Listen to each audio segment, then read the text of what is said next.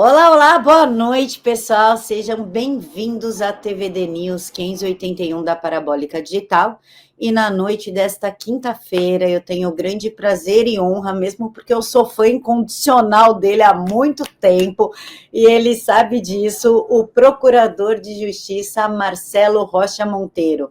Ele que é professor de Direito pela Universidade Federal do Rio de Janeiro e coautor do do livro O Inquérito do Fim do Mundo e Sereis como Deuses, o STF e a Subversão da Justiça.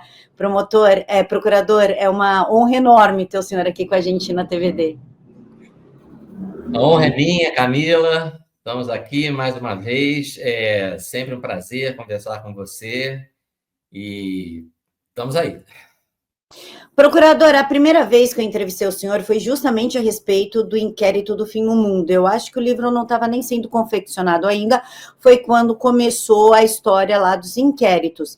E isso foi 2020, 2019, já tem muitos anos, mas até hoje esse inquérito ainda existe e ele ainda está ativo.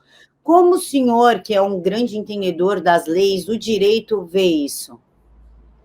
Esse inquérito é uma aberração, né? Ele é uma aberração desde o início. Ele não é uma aberração apenas porque ele foi instaurado em 2019 e 6 anos depois ele continua existindo. Tá? Só para vocês terem uma ideia, o artigo 10 do Código de Processo Penal estabelece que o prazo para a conclusão de um inquérito é de 30 dias. É verdade que lá também há a previsão de que, em alguns casos mais complexos, pode haver prorrogação. Eu trabalhei no Ministério Público numa área em que eu só mexia com inquérito policial, eu recebia os inquéritos das delegacias de polícia, e era comum. O prazo de 30 dias era esgotado, se esgotava, e o delegado pedia uma prorrogação. Então, o promotor concordava, eu concordava com a prorrogação, às vezes por mais 30 dias, às vezes mais 60, às vezes mais 90, às vezes até mais 120 dias. Mas era por aí. Agora, 6 anos, 6 anos de um inquérito, já é, em si, essa duração, totalmente fora dos parâmetros, já é uma aberração. Agora, como eu falei, independente dessa duração absurda, esse inquérito já é uma aberração desde a sua instauração. Por quê? Porque nós trabalhamos com o que a gente chama em direito processual penal, né? Como você falou, eu sou professor de processo penal da Universidade do Estado, não é da Federal, é da Universidade do Estado do Rio de Janeiro. Tá? Sou professor lá há 30 e, sei lá, nem 37, 38 anos. Tá? E o que todo mundo concorda? Porque tem coisas em direito que são polêmicas, existem controvérsias. Direito não é matemática. Mas existem coisas que não são controvertidas. Por exemplo, a Constituição de 1988 adotou um sistema de justiça criminal que a gente chama de sistema acusatório. Qual é a característica do sistema acusatório? É a separação entre as funções, de um lado, persecutórias. Função persecutória é investigar o crime para descobrir quem foi que o praticou e, em seguida, processar essa pessoa. Então, quem exerce função persecutória são dois órgãos que costumam atuar de forma relativamente coordenada. A polícia, que investiga os crimes e descobre quem os praticou, e o Ministério Público, que pega essa investigação da polícia e acusa formalmente o suposto autor do crime. O Ministério Público, então, ele processa o suposto criminoso. Então, essa função a gente chama, esse conjunto de funções, né, investigação com a polícia e a acusação com a promotoria, com o Ministério Público, a gente chama de persecução penal, que significa persecução, perseguir, buscar. Né? Penal, pena, castigo. A persecução penal é a busca da pena. É o Estado buscando a punição dos criminosos. Tá? E qual é esse Estado que busca a punição dos criminosos? polícia e promotoria. Então, de um lado, esses órgãos. Do outro lado, exercendo a função jurisdicional, ou seja, a função de julgar o acusado, está o Poder Judiciário. O Poder Judiciário não pode exercer essa função de buscar a punição, porque o Poder Judiciário não busca nada. Vejam, a ideia de buscar uma punição, ela traz o quê? A ideia de quê? De iniciativa, né? Se eu vou buscar alguma coisa, eu tenho que levantar dessa cadeira e tenho que caminhar na direção do que eu estou buscando. A característica do Poder Judiciário é a inércia. O Judiciário não toma a iniciativa de buscar nada. A gente é que vai ao Judiciário, né? A gente vai na Justiça quando a gente está buscando algum direito que a gente acha que tem. Então, o juiz, ele só atua se ele for provocado. E a atuação dele não é nem para investigar, nem para acusar. É para julgar alguém que já foi investigado e está sendo acusado. Então, isso garante aos réus o quê? A certeza de que vai ser julgado por um juiz neutro, um juiz que não tomou nenhuma iniciativa contra o réu por vontade própria. Além disso, se você tem... Então, o que eu estou dizendo é que juiz não instaura inquérito. Inquérito é investigação. Inquérito não é processo. Inquérito é uma investigação que antecede o processo. Inquérito é o que a polícia instaura para descobrir o que aconteceu, porque aquele policial militar estava fazendo uma ronda e encontrou um cadáver com sinais de bala, de tiro, digamos assim. E aí ele leva esse fato ao conhecimento do delegado de polícia, e o delegado de polícia instaura uma investigação para saber o que aconteceu. Essa investigação chama-se inquérito. E aí o delegado descobre, né, nesse trabalho de investigação, que aquilo foi um homicídio, que o sujeito não se matou, alguém atirou nele. Alguém o matou, e aí o delegado, nesse trabalho de investigação, descobre que quem atirou naquele sujeito foi o fulano. E que o fulano fez isso por um motivo determinado, porque os dois eram traficantes, rivais, e um matou o outro para ficar com aquele local de venda de entorpecente para ele. Então, a polícia recolhe essas provas, entrega para o promotor, para o Ministério Público, e o Ministério Público faz a acusação formal.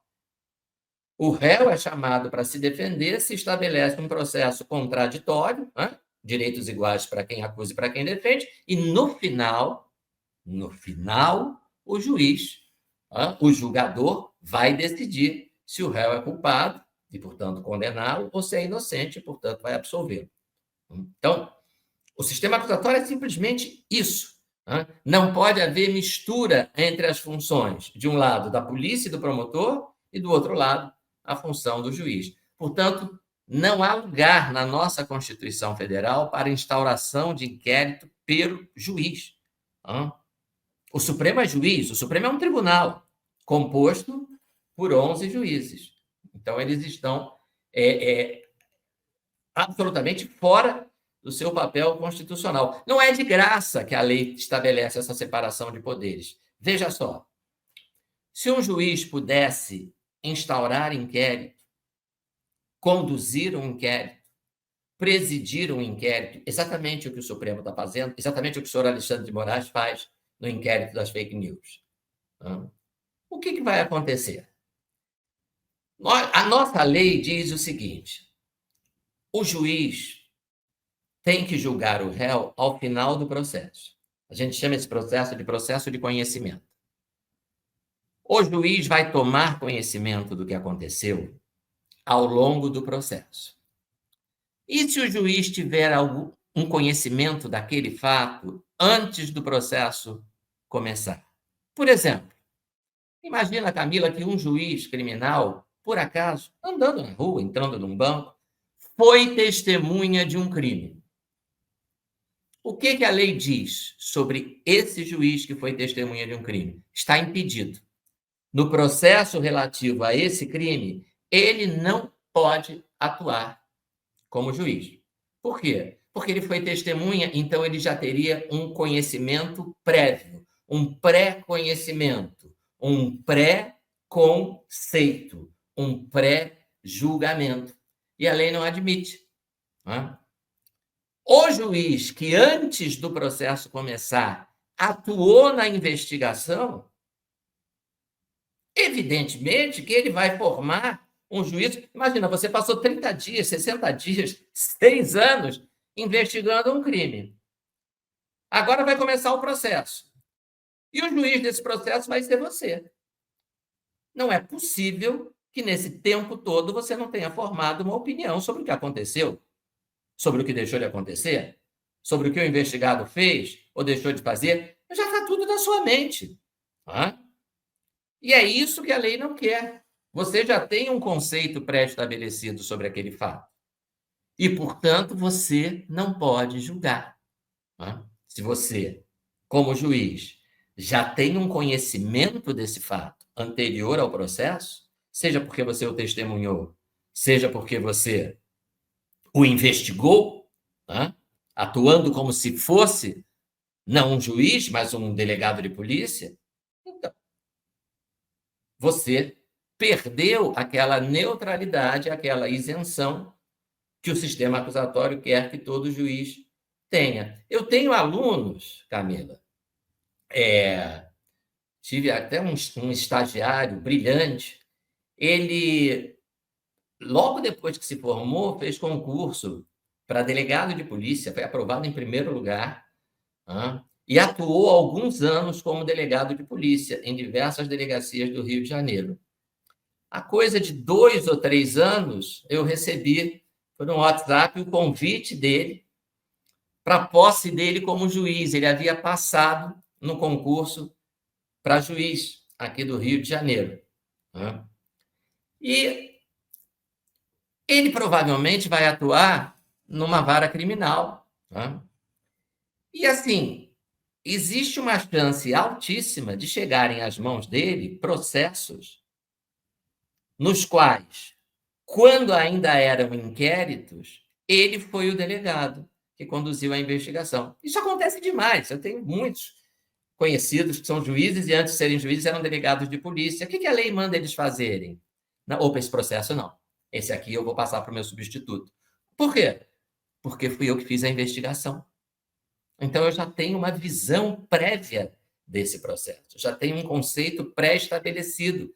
E o julgador não pode ter um conceito pré-estabelecido. Você imagina o senhor Alexandre de Moraes julgando quando esses fatos, objetos do inquérito das fake news, virarem processo, né? Alguns vão virar, outros eu desconfio que não vão virar nunca, porque ele está usando esse inquérito como instrumento de pressão política. Mas você imagina, ele vai julgar.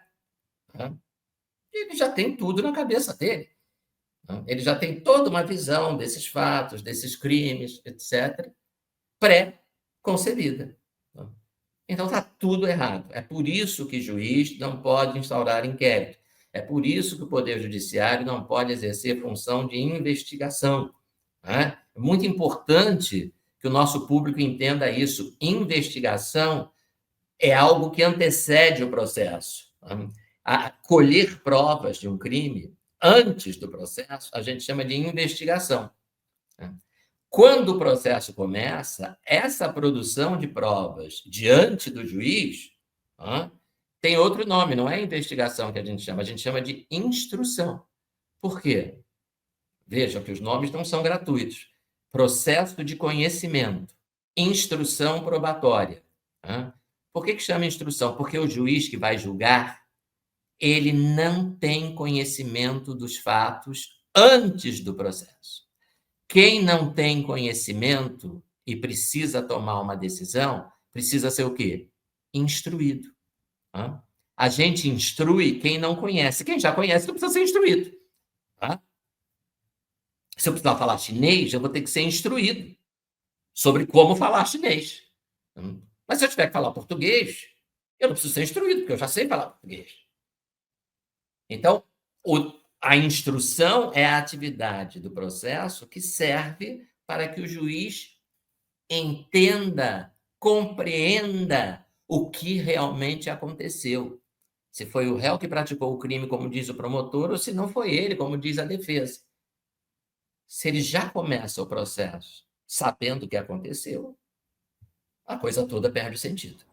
Aí eu pergunto para o senhor, procurador, o Alexandre, eu sei que não pode falar na pessoa dele, porque senão dá ruim para a gente, mas o ministro indicado pelo Temer, ele subverteu a Constituição Federal? Sim, sim. O que o Supremo fez neste inquérito, e em outros também, tem também o tal inquérito das chamadas milícias digitais, né? Esses inquéritos representam uma subversão da Constituição. Né? Quer dizer, o Poder Judiciário, né, está exercendo funções que são do Poder Executivo. Só para lembrar, gente, a polícia que investiga, que é a Polícia Civil no âmbito estadual e a Polícia Federal no âmbito federal, as polícias são órgãos do Poder Executivo. Tá? Quem nomeia o secretário de Segurança, aqui no Rio nós temos o secretário de Polícia Civil, é o governador do estado. Quem nomeia o diretor da Polícia Federal é o presidente da República. Então, o Supremo, ao instaurar esses inquéritos, né, ao exercer função investigatória, está exercendo uma função que a Constituição não atribui ao Poder Judiciário. E não atribui, não é porque esqueceu, não atribui por tudo que eu acabei de explicar agora. Porque se tem um órgão do Estado que não pode exercer investigação antes do processo, é o Poder Judiciário. Para que não comece o processo com um conhecimento, um conceito pré-estabelecido. Então, há sim uma subversão dessa ordem constitucional, claramente. E, procurador, o caso do 8 de janeiro, porque ele também vai julgar, aliás, ele está julgando, e ele, inclusive, falou que dá para condenar por massa, sem individualizar os crimes, mesmo porque Flávio Dino sumiu com as filmagens das câmeras, né? Ele apagou, escondeu, enfim. Como é que ficaria essa situação se nós vivêssemos num ordenamento jurídico estável e equilibrado? Essa situação jamais poderia acontecer, né? Nos últimos 2 ou 3 meses, o ministro Marco Aurélio, né, ministro aposentado do Supremo Tribunal Federal, tem dado várias declarações nesse sentido. Né? Ele lembra o seguinte: a competência do Supremo não é uma vara criminal. O Supremo, em regra, né, não tem como função julgar réus acusados de crime. Ele terá essa função em caráter excepcional, né, quando o réu tiver o que a gente chama de foro especial, ou foro por prerrogativa de função, que o leigo costuma chamar de foro privilegiado. Não é um nome muito técnico, mas tudo bem, é muito usado. Foro privilegiado.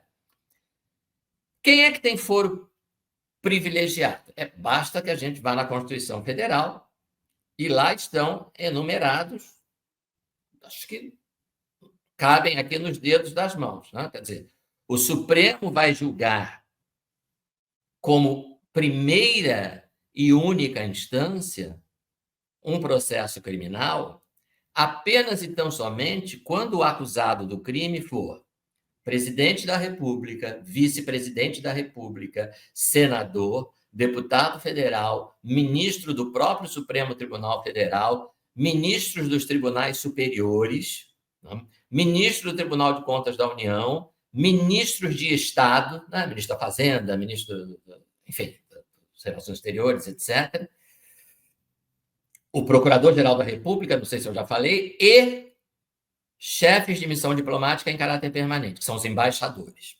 Acho que é isso, damos 10 dedinhos aqui das mãos.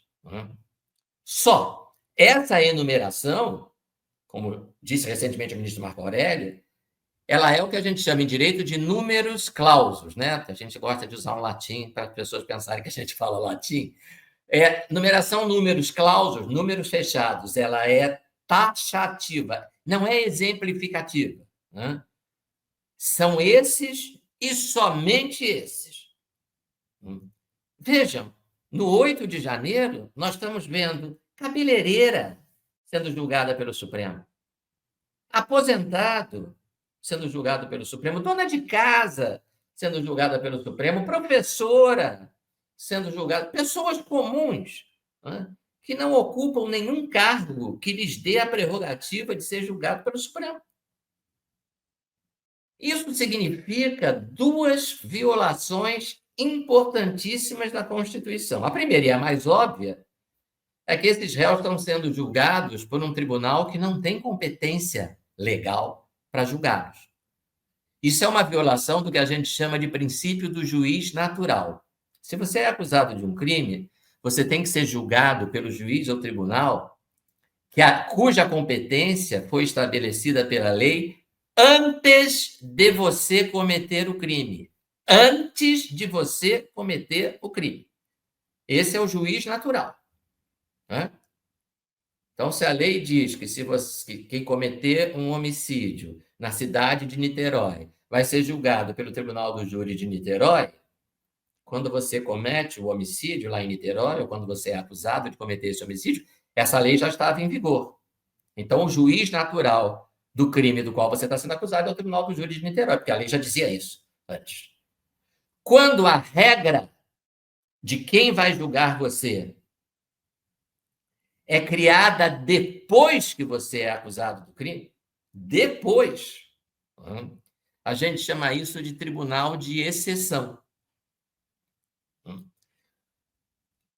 O tribunal de exceção é algo que o Estado de Direito repudia. Nós temos exemplos de tribunal de exceção, temos um grande exemplo de tribunal de exceção, mas que, historicamente, não tinha outro jeito. Quando os aliados venceram os nazistas, eles queriam que os nazistas, os mais importantes, né? Hitler já havia se suicidado, mas tinha lá Goering, Goebbels também tinha se suicidado. Mas, enfim, tinha lá um monte de Ribbentrop e tantos outros, que deviam ser julgados por crime de guerra. Agora, o que era a Alemanha no final da Segunda Guerra Mundial? Era um Estado totalmente destroçado. Você não tinha um poder judiciário funcionando. Você não tinha nada funcionando. Então, eles criaram o Tribunal de Nuremberg. O Tribunal de Nuremberg é um tribunal de exceção, porque ele foi criado depois do crime.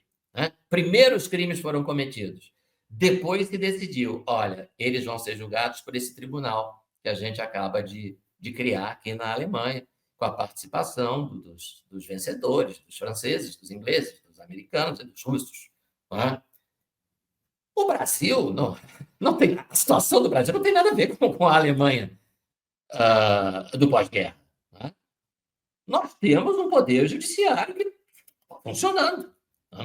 Esse poder. E temos uma regra de competência, lá no artigo 109, inciso 4º, da Constituição Federal, que diz o seguinte: se você for acusado de praticar um crime contra bens da União, por exemplo, for acusado de danificar a sede do Congresso Nacional, uma estátua em frente ao Supremo, a sede do Supremo, quebrar não sei o que no Palácio do Planalto. Então, você praticou um crime de dano contra bens da União. E aí, quem vai te julgar? Está escrito lá, juiz federal. Você vai ser julgado por um juiz federal de primeira instância. O Supremo simplesmente atropelou essa regra e, sem qualquer justificativa na Constituição, agindo como um verdadeiro tribunal de exceção, está julgando essas mais de 1.000 pessoas. Mas não é só isso. Tem uma segunda violação da Constituição aí, que é a seguinte: se você é julgado em única instância pelo tribunal mais alto do país e você é condenado, você não tem a quem recorrer. Então, se você é julgado pelo Supremo, você está sendo negado a você aquilo que a Constituição garante aos acusados em geral. Essa é a expressão utilizada no artigo 5º, inciso 55 da Constituição. Aos acusados em geral é assegurada a ampla defesa, vírgula, com os meios e recursos a ela inerentes. A nossa Constituição considera que o direito de recorrer é inerente à garantia da ampla defesa. Todo acusado tem direito à ampla defesa. E é inerente à ampla defesa o direito de você recorrer se você acha que foi condenado injustamente na primeira instância. Bom, mas se você já começa sendo julgado no Supremo, você vai recorrer a quem? Ao Papa, né? Não adianta recorrer. Eu ontem dizia para os meus alunos, não adianta recorrer ao Papa, que ele está muito ocupado, está novo ainda no cargo, está se familiarizando. Né? Mas depois que ele estiver familiarizado, também não adianta recorrer ao Papa. Né? Você não tem a quem recorrer.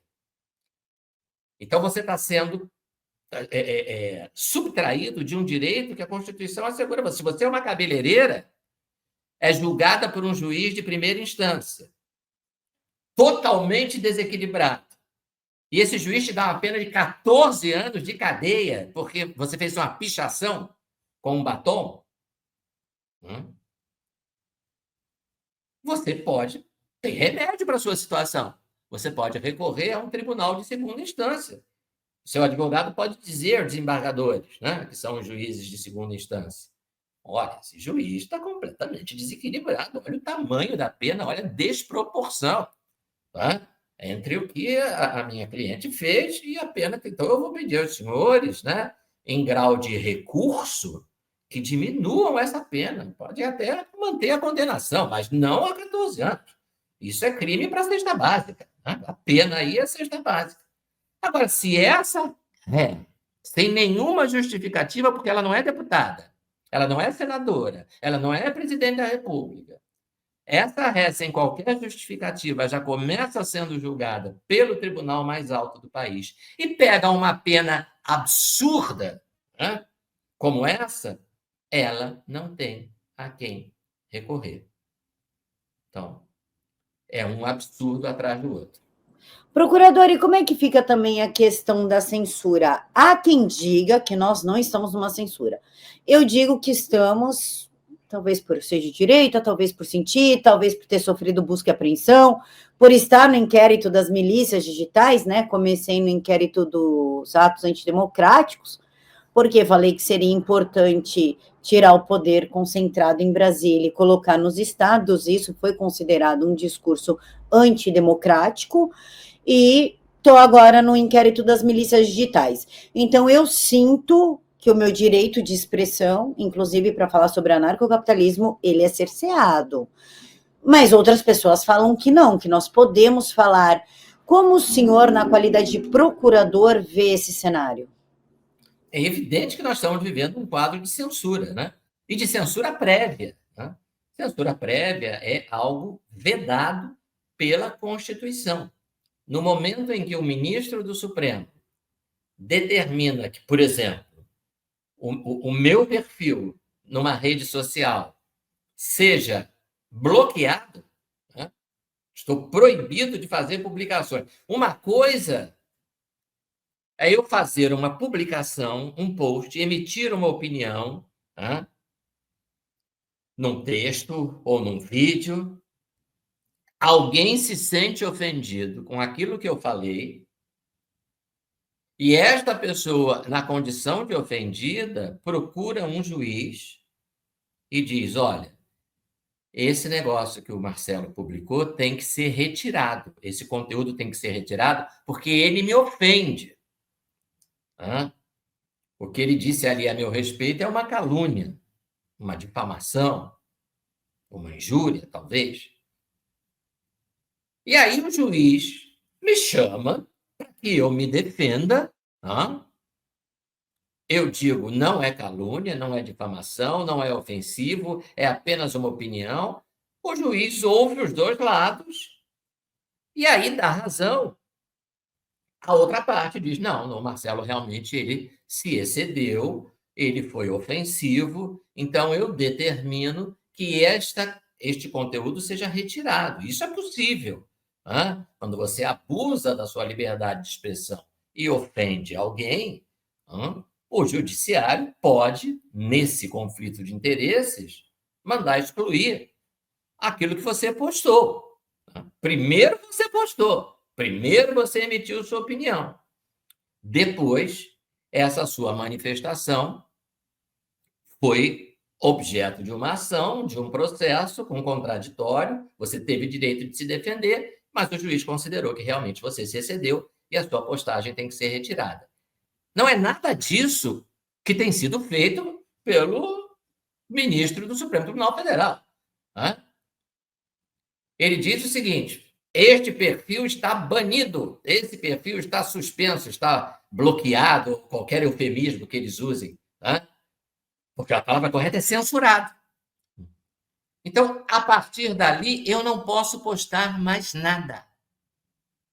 Ele está previamente me proibindo de emitir a minha opinião, sem saber, porque ele não é mágico, ele não tem bola de cristal, ele não pode adivinhar o que eu vou postar. Hoje é quinta-feira, ele não pode adivinhar o que eu vou postar na sexta-feira, no fim de semana, na semana que vem e no mês que vem, mas ele já me proibiu. O nome disso, obviamente, não é retirada de conteúdo. O nome disso é censura prévia. E o Supremo tem usado e abusado desse expediente nesses inquéritos. E isso é ilegal. É uma medida cautelar. Não está prevista na lei. Mas o juiz tem o poder geral de cautela. Ele pode tomar medidas cautelares, mesmo que elas não estejam previstas na lei. Dá para discutir isso, mas uma coisa é certa. Se é algo que a Constituição proíbe, então o juiz não pode adotar. Ainda que você entenda que o juiz criminal tem esse poder geral de cautela, eu entendo que não tem, mas ainda que você entenda que ele tem, a medida cautelar que este juiz adota não pode ser alguma coisa que a Constituição proíbe. A Constituição proíbe censura prévia. E esse bloqueio de perfis nada mais é senão censura prévia. Não tem outra explicação. Tem gente que pensa, infelizmente, é um raciocínio tão tacanho, que uma medida desse tipo ela é censura quando ela é praticada por um general, por exemplo, durante um governo militar. Mas ela é praticada por um juiz, aí não é censura. Eu já ouvi esse tipo de bobagem de colega de bacharel em direito. Não é censura porque foi determinada pelo juiz. Não é censura prévia? O sujeito está de antemão me proibindo. Imagina, eu sou colunista de um jornal da mídia tradicional, vamos dizer. Aí o juiz diz, a partir de hoje, o jornal tal não pode mais publicar a coluna do jornalista fulano de tal. Isso, obviamente, constitui censura prévia. Se quem decidiu isso foi um general, ou foi um juiz, ou foi um ayatolá, ou foi um líder do Partido Comunista Chinês, não faz a menor diferença. O que isso caracteriza é censura prévia, medida no Brasil inconstitucional e, é claro, característica de regimes autoritários, alguns tão apreciados e elogiados pela turma que está no governo atualmente. Procurador, para eu poder fazer a minha pergunta, eu tenho que entender primeiro. Nós temos uma soberania nacional? Ela ainda existe? Sim. Quer dizer, está prevista na Constituição. O Brasil é um país soberano. Então, ela existe? Ela existe.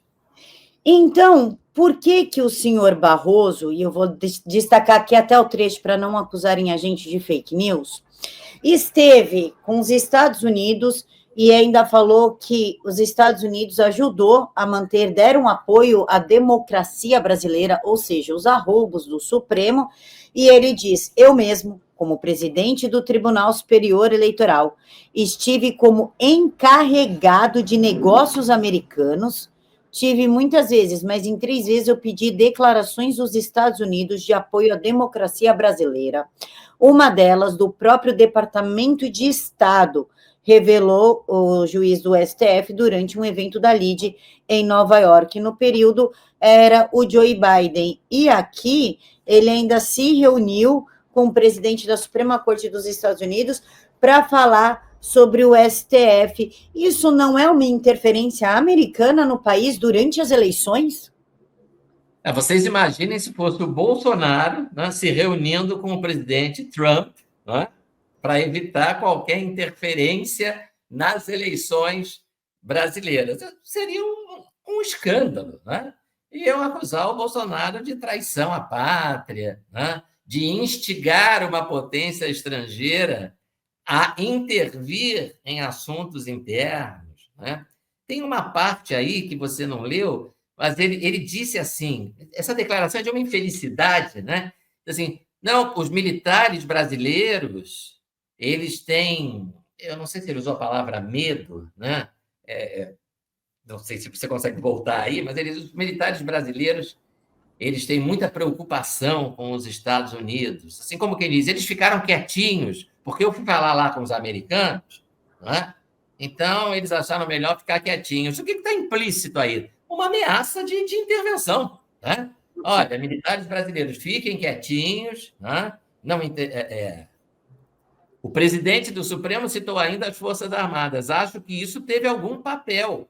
O que teve algum papel? Ele ir lá falar com o governo americano, porque os militares brasileiros não gostam de se indispor com os Estados Unidos, porque é aqui que obtém seus custos e equipamento. Olha só o que ele está dizendo assim, não, os militares, eles queriam acabar com a democracia brasileira, mas eu, né, olha como eu sou importante, eu fui aos Estados Unidos, eu conversei com a turma lá do governo americano, e aí, por causa disso, esses militares antidemocráticos meteram o rabo entre as pernas e ficaram quietinhos. Mas isso aí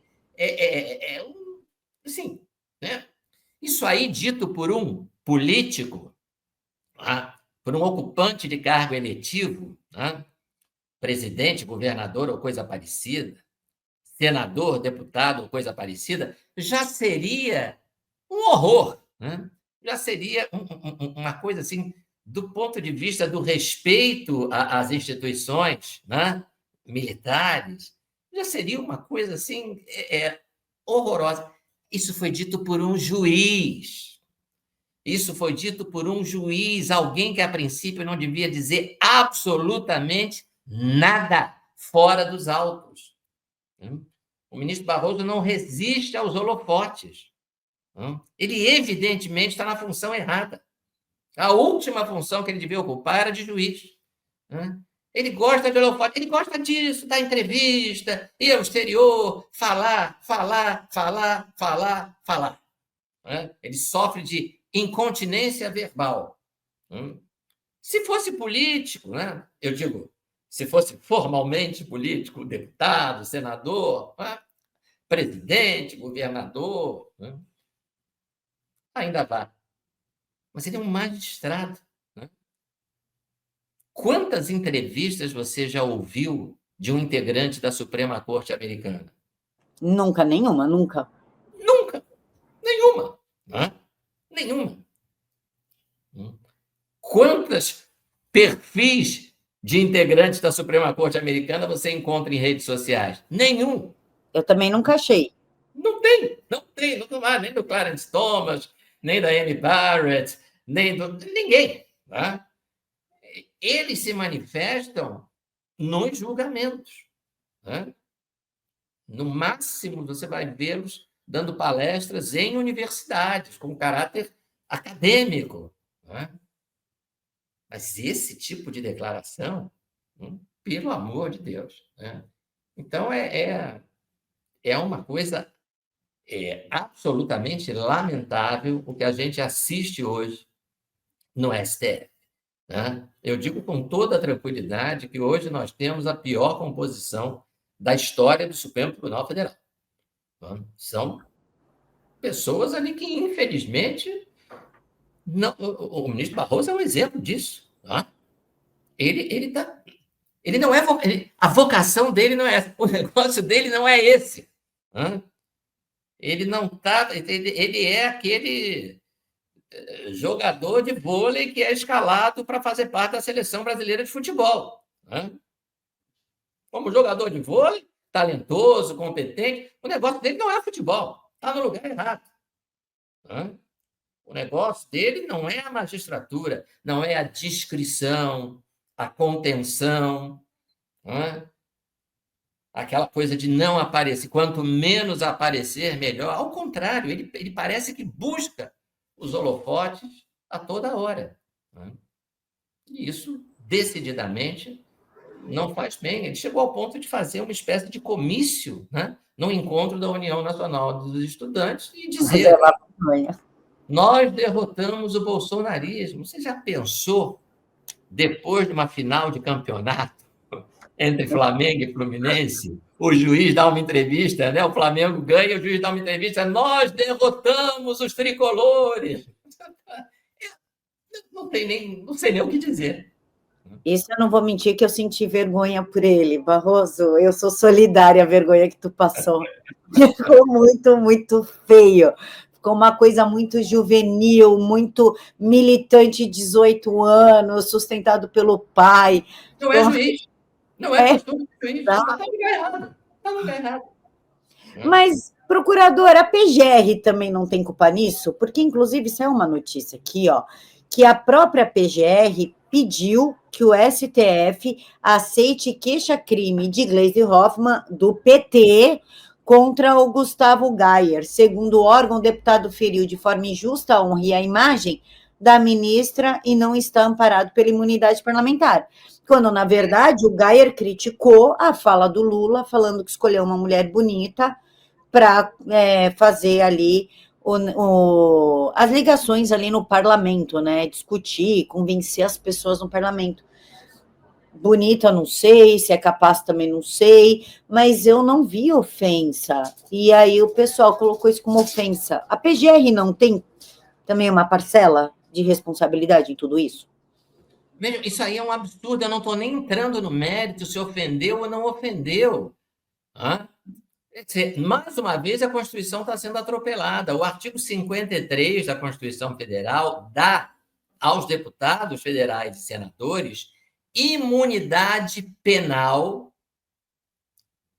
com relação a quaisquer, essa é a palavra que está no artigo 53, quaisquer palavras, opiniões e votos. Então, a imunidade penal significa você diz alguma coisa, você é deputado federal, você diz alguma coisa que, se eu, que não sou deputado, dissesse, poderia eventualmente caracterizar um crime de calúnia, difamação, injúria, ameaça, apologia do crime. Qualquer um desses crimes que você pode cometer com a palavra, com o uso da palavra. Você é imune, penalmente imune. Eu não sou deputado, se eu disser isso, posso ser punido. Você é deputado, você não pode. Se nós usarmos as mesmas palavras, eu cometo crime, e você, que é deputado, não comete, ou uma pequena divergência sobre isso, eu cometo crime e posso ser punido, você, que é deputado, também comete crime, mas é imune à punição. 2 caminhos para chegar no mesmo lugar. Não pode ser punido. Esse é o significado da imunidade. Mas não devia ser quaisquer palavras. Então muda a Constituição. Você é contra essa regra do artigo 53? Muda.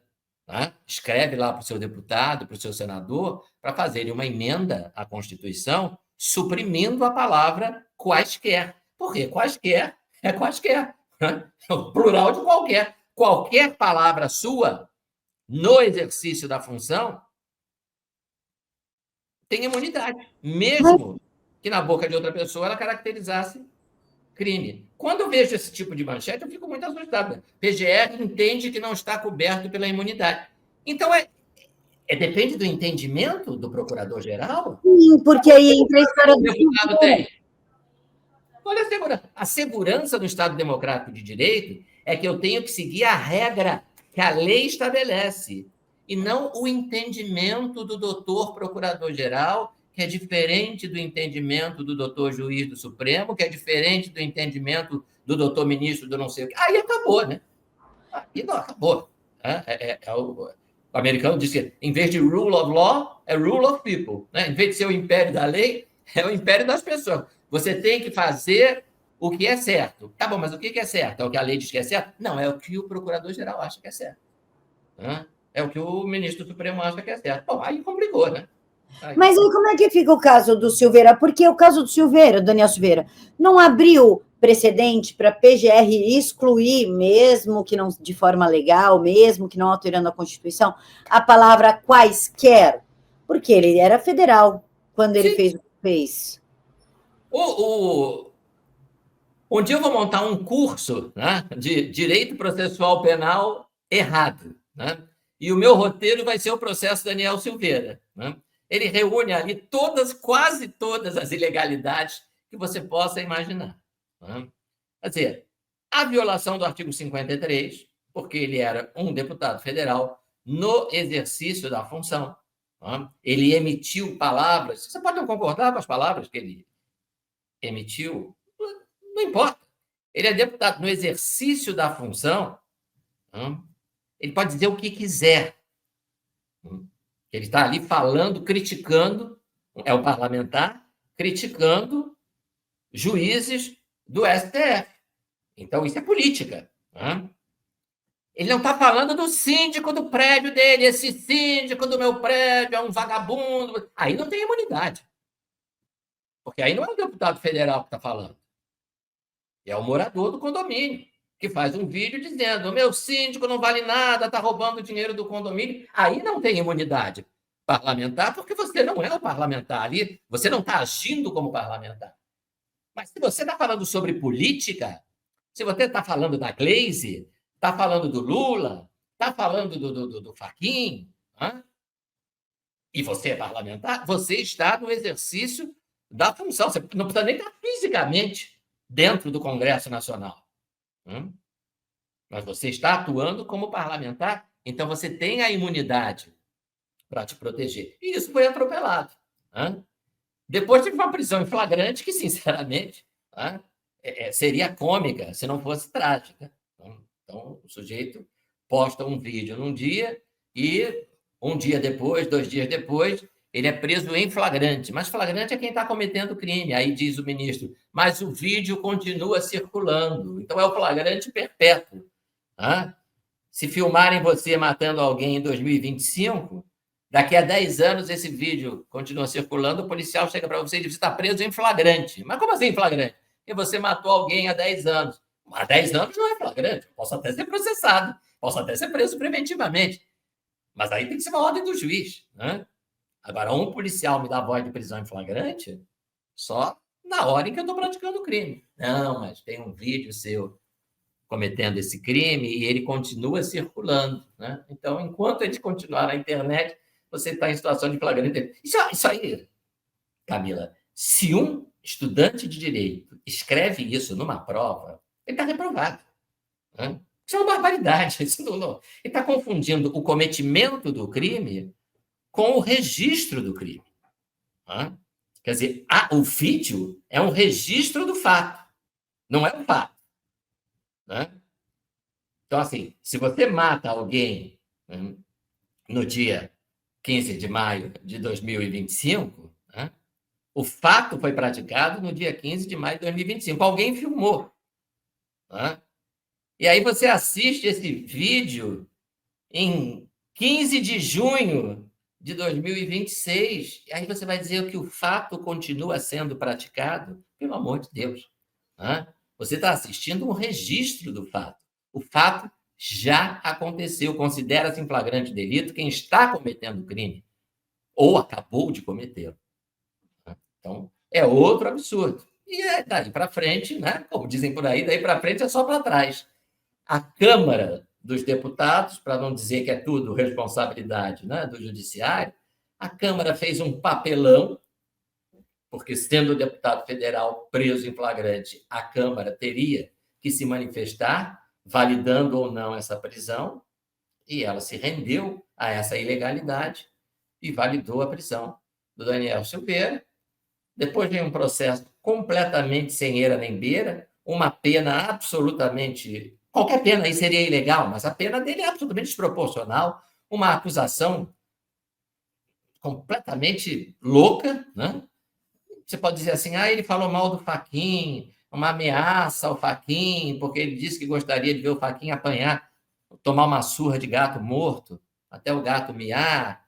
Então, isso ele ameaçou. Ok, ameaça, artigo 147, né? Pena máxima de 6 meses de prisão. Daniel foi condenado a mais de 8 anos. 8 anos. Né? Ele atacou a democracia. Então, você está confundindo as pessoas com as instituições. Quando você fala mal de um ministro do Supremo, você não está atacando o Supremo nem a democracia. Você está atacando aquele ministro. Né? Você está criticando aquele... O nazismo fazia isso. Qualquer crítica que se fizesse a um dirigente nazista era vista como um crime contra a pátria alemã. Um crime contra o Reich. E aí você era condenado às penas mais estapafúrdias, inclusive, dependendo do caso, condenado à morte. Você não estava atacando a Alemanha, você estava atacando aquele sujeito, aquele dirigente nazista. Então, você confunde a crítica dirigida ao agente público com uma suposta crítica à democracia, às instituições, ao Estado de Direito. Né? É como se os ministros do Supremo dissessem: nós somos o Estado de Direito, nós somos a democracia. Se você nos ataca, você ataca a democracia. Se você nos critica, critica a democracia. Se você nos ameaça, ameaça a democracia. Então, você não vai pegar 6 meses, você vai pegar 8 anos de prisão. Por esse perigo que você representa para as instituições democráticas. Bom, aí depois de ser condenado a essa pena absolutamente ilegal, num processo ilegal, ele é, o Daniel Silveira, legalmente indultado pelo presidente da República, porque o presidente da República tem assegurado pela Constituição o poder discricionário de conceder indulto. Dentro dos limites da Constituição, ele concede indulto a quem ele quiser. Quais são os limites da Constituição? Crime hediondo. O presidente da República não tem poder de conceder indulto a quem for condenado por crime hediondo. Homicídio qualificado. Mas, procurador, outra coisa que está acontecendo aqui no Brasil, além dessa pena bizarra do Daniel, que inclusive ele foi para o hospital e foi preso de novo. Tipo, sei lá, sangra em casa, morre em casa, faz medicina chinesa. Não tem fim. Não tem fim. É uma sequência de ilegalidades que começa na prisão em flagrante, entre aspas, e prossegue na fase de execução da pena. Quer dizer, o indulto é ilegalmente derrubado pelo Supremo, ele começa a cumprir pena, cumpre o tempo necessário para a progressão de regime é concedida de uma forma totalmente distorcida, depois de ter sido negada antes. Aí ele vai para o livramento condicional, precisa ir ao hospital, e o livramento é revogado, porque ele não cumpriu o horário, né? Como se existisse horário para o sujeito ficar doente. Né? É um rigor, Camila, que eu nunca vi ser aplicado a traficante, a assaltante. Olha, tem quase 40 anos de Ministério Público, sempre atuando na área criminal, porque eu já vi de processo de bandidos de alta periculosidade, todos eles com direito à progressão de regime, com direito à saidinha temporária, com direito a regime semiaberto, com direito, quando chega o momento, ao livramento condicional. Ninguém fiscaliza nada no livramento condicional, ninguém fiscaliza nada, quero deixar isso bem claro.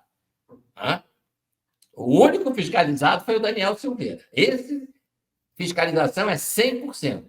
Se durante o livramento condicional o sujeito que estava cumprindo pena por estupro ou por latrocínio, se ele vai frequentar bar, casa de prostituição, vai portar arma, tudo que ele é proibido de fazer no livramento condicional, ninguém vai ficar sabendo, porque não tem fiscalização nenhuma, menos Daniel Silveira. Daniel Silveira chegou meia hora atrasado em casa, no dia em que foi para o hospital, pronto, voltou para a cadeia, foi revogado o livramento condicional. Deve ser coincidência, né? Deve ser coincidência que ninguém é fiscalizado, só o Daniel Silveira é, com esse rigor todo.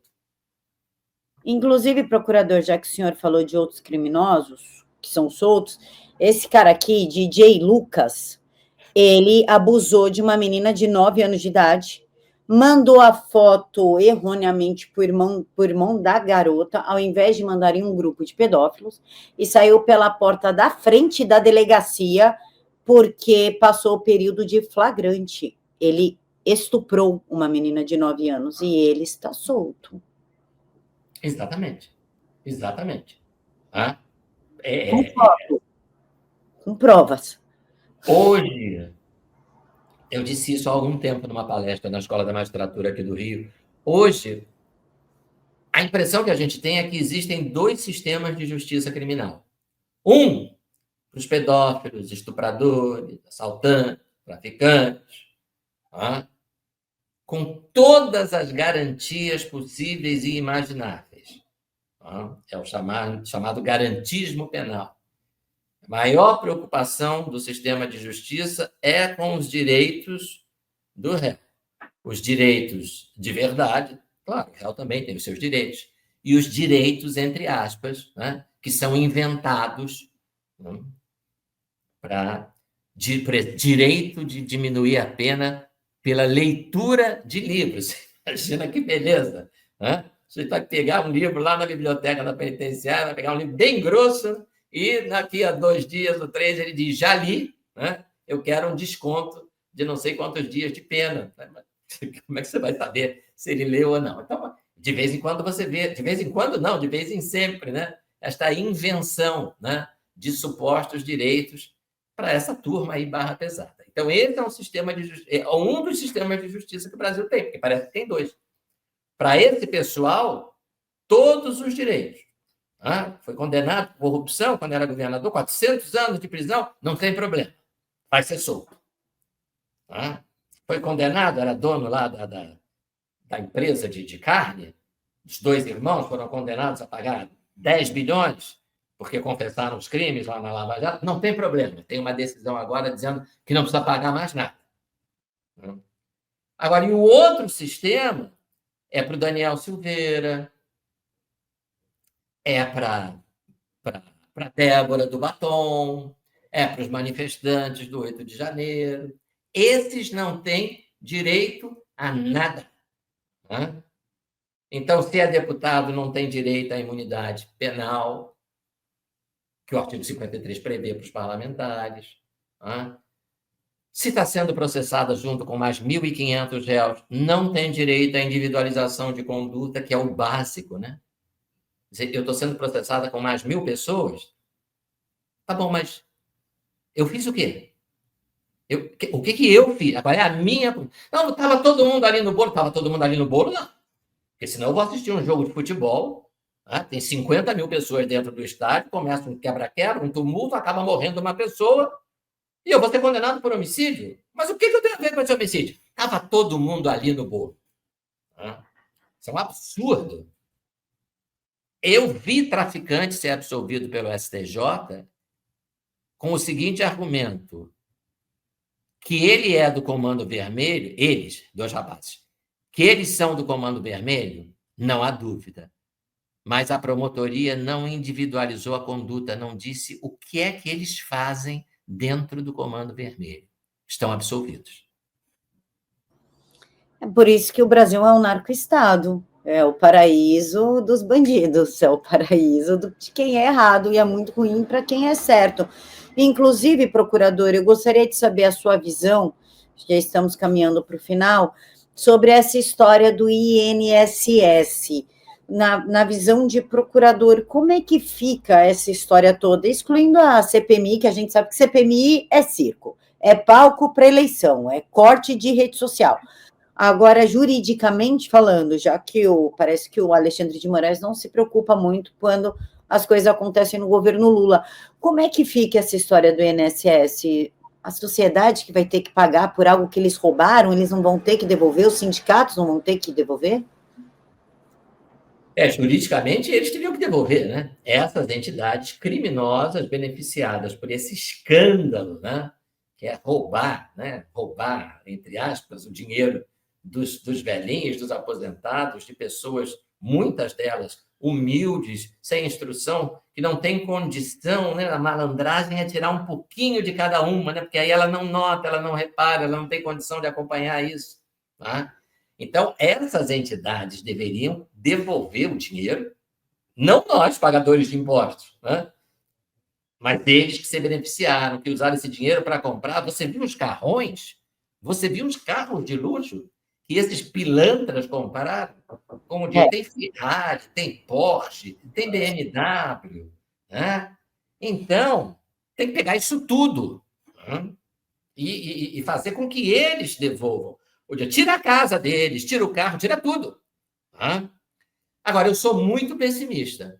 Estou falando juridicamente, o que tinha que acontecer é isso e irem todos para a cadeia. Agora, sendo realista, no país que a gente vive, aquilo que eu acabei de falar, parece que são dois sistemas de justiça criminal. Um faz tudo para prender e o outro faz tudo para soltar. Tá? Infelizmente, esses vagabundos do INSS, que a gente sabe que não estão ali por acaso, né? Alguém os nomeou. Então, eles têm os amigos certos no poder. Então, para eles, funciona aquele sistema de justiça criminal que faz tudo para soltar. Né? Ou, no caso deles, pelo que a gente está vendo, que faz tudo para nem prender. Não é nem prender e soltar, não. É nem prender, porque ninguém está falando em prisão. Eu não vejo movimentação. A única movimentação que eu vejo é a CPMI, mas eu estou falando, a CPMI não tem, né, o poder de mandar ninguém para a cadeia. Talvez seja bom para dar nome aos bois, né? Para, pelo menos politicamente, nós, eleitores, né, no ano que vem, esse aí, né, é do partido que é amigo dos pobres, não é? Mas que estava roubando os velhinhos aposentados. Agora, em termos de processo criminal, eu sou muito cético. Lamento dizer isso, né? Mas o que eu posso fazer? O que a gente tem visto nesses últimos anos, né? Lula condenado por corrupção na presidência da República. Sérgio Cabral condenado por corrupção há mais de 400 anos, solto gravando vídeo com dica para o fim de semana. Joefa e o Hélio Batista condenados por corrupção, não vão ter que pagar mais nada. Palocci, solto. Zé Dirceu, solto. Então, infelizmente, eu acho que não dá para ser muito otimista. Procurador, como o senhor vê, inclusive, a declaração de um delegado da Polícia Federal falando que o Frei Chico, irmão do Lula, eu acho que nem Frei é de verdade, eu não sei. Não, é só apelido. É só apelido. Não tinha nada a ver com a história do INSS, sendo que o maior montante foi justamente para o sindicato dele, inclusive o INSS dispensou a exigência de biometria para o sindicato do irmão do Lula. A Polícia Federal, algumas pessoas da Polícia Federal, lógico que não todas, tem muita gente honesta lá dentro, muito, muito policial certo, que inclusive combate tráfico infantil, abuso sexual, enfim, são pessoas que trabalham seriamente, mas essa banda da Federal não está meio que trocando os pés pelas mãos, se metendo onde não devia? Pois é, né? Não, tem que tomar cuidado para não confundir com a polícia do PT, né? Quer dizer, o sujeito fez concurso para a Polícia Federal, né? Não é para a polícia do PT, para a polícia do STF, para a polícia do Alexandre de Moraes, né? Então, é muito preocupante você ver esse tipo de declaração, né? Então, será que alguém acha que é coincidência que o principal sindicato beneficiado por essa roubalheira é o sindicato do qual o irmão do Lula é vice-presidente? Então, chega a ser cômico, né? Você ouvir de alguns petistas, não, a culpa disso tudo é do Bolsonaro. Quer dizer que o Bolsonaro armou um esquema de fraude para beneficiar o irmão do Lula. Armou um esquema de fraude para beneficiar sindicatos, associações notoriamente ligados à esquerda. Tá? Então, pelo amor de Deus, né? Na verdade, hoje a gente está sabendo que o Bolsonaro baixou medida provisória tentando coibir esse tipo de fraude, e essa medida foi derrubada pelo Congresso Nacional com o voto dos partidos de esquerda em geral e do PT em particular. Né? Então, nós sabemos quem facilitou essas fraudes todas. Agora, seria interessante eles explicarem por que vocês votaram assim. Né? A medida exigia que uma vez por ano o velhinho lá, o aposentado pensionista, renovasse a autorização, né? Ele teria que dizer, não, olha, é de verdade, pode descontar sim. Né? E eles explicaram, não precisa, não precisa disso. Não precisa renovar só uma vez a cada 3 anos. Aí depois mudaram até isso, não precisa renovar mais nada. Né? Então, para o fraudador, né? Ele só precisa praticar a fraude uma vez. Ele pratica ali a fraude, né? Faz de conta que o aposentado autorizou e aquela autorização vai valer por 1, 2, 3, 4, 5, 6, 7, 8, 9, 10 anos, até o fim.